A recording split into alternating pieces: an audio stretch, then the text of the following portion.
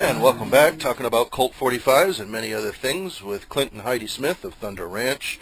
And last chance if you want to hop on and ask a quick question. We've got another 6 minutes when we'll take calls at 790-2040 or 866-725-5467 if you're inside Arizona, but away from Tucson, that's a Arizona-only Watts line. And I want to ask, do you, Clint and Heidi, do you have a particular favorite caliber, particular favorite firearm for self-defense, or do you really think it doesn't much matter what people carry as long as they're trained and efficient with it?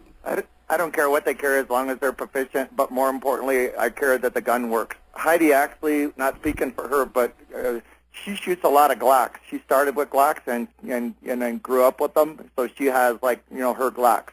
And not being ugly, but I always shoot a 1911 just because I always have. I mean, I shoot other things, because I write, but if you like the two guns that are sort of that I have one on and whatever, they're 1911s. But mostly we just look for stuff that works in people.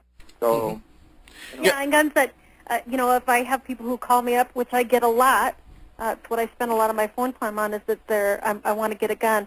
It's important that they get one that fits them. Yeah, fits their hand, and right. You've had it. You've had people show up to class and they have guns that are the caliber's too big for them, and you know what I'm saying. Mm-hmm.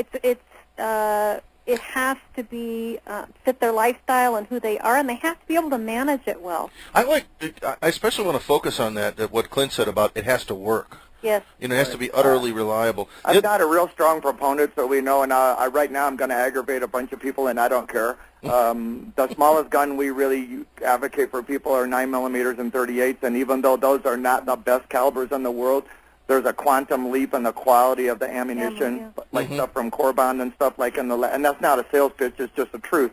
But, somebody wrote the other day, well, Clint's into carrying big guns, but, a lot of people are buying 380s. Well, a lot of people drank Kool-Aid, too, but I don't know that that's a good idea. I would rather have the gun that's with them is better than the gun that's at home in the safe. Well, I have a 380. It's my backup. Yeah, and I have no problem with it, but the key word or phrase to remember is for you it's a backup. Right. So when everything else has failed and you're at arm's length, then you're going to go to that gun. So see, my criteria is again, that, okay, great, if it's a 380, just make sure the gun works. I mean, I'm talking about mechanically functions, because a lot of people, they go, well, I got a gun. Yeah, possession, man, doesn't equate to competence any more than possession means the gun's going to work.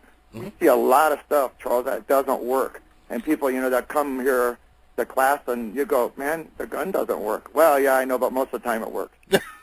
That's like the United Nations. The United Nations has located most nuclear weapons. Yeah, Stand by for just a bit. We got a couple calls coming in. Mark, you're live on America Armed and Free with Clint and Heidi Smith. Hey, it's a pleasure to talk to you there, and I really enjoy the way you're presenting things. I especially like the issue of shoot the minimum number of times consideration in the training, and I think that's very valid, having to do with many aspects of it.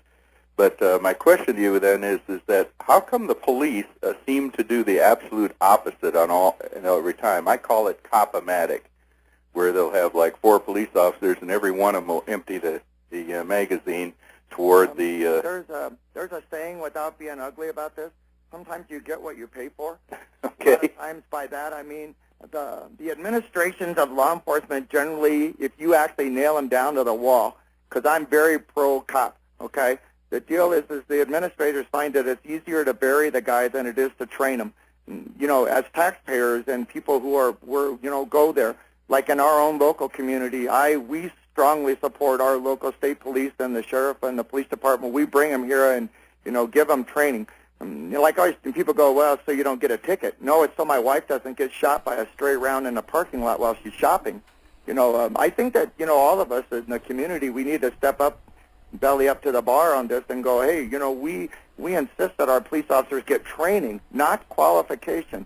I got the state mandate, okay, but I don't care about it. I want to know that my officers are actually getting training.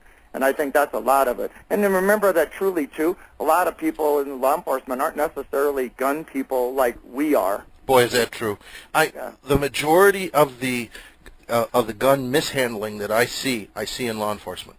I agree. But then again, no one's really taken them to task on it. And trust me, from personal experience, if you call them on it, okay, they get a big lip on.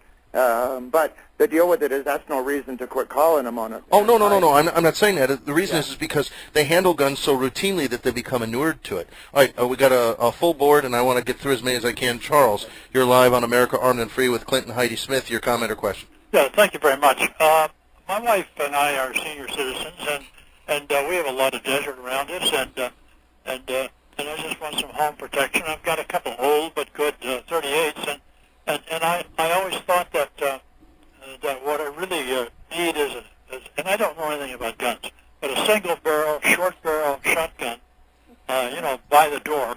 That's one of my favorites.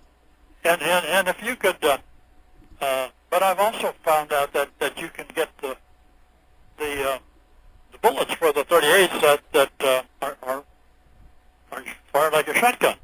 That's interesting. Yeah. I think he's talking about Glazer safety slugs. Right. Okay, take your answer on the air. Clint, go ahead. What I would rather do is see you get a solid bullet in your handguns, okay? And there are different kinds, and most of all, they're expensive, so you're not going to practice them. I know about the Glazers, but the problem with it is if they hit any intermediate thing like a heavy coat or a door frame, they probably won't go through.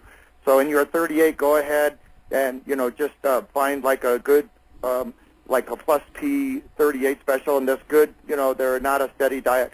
Don't go. You're not wrong either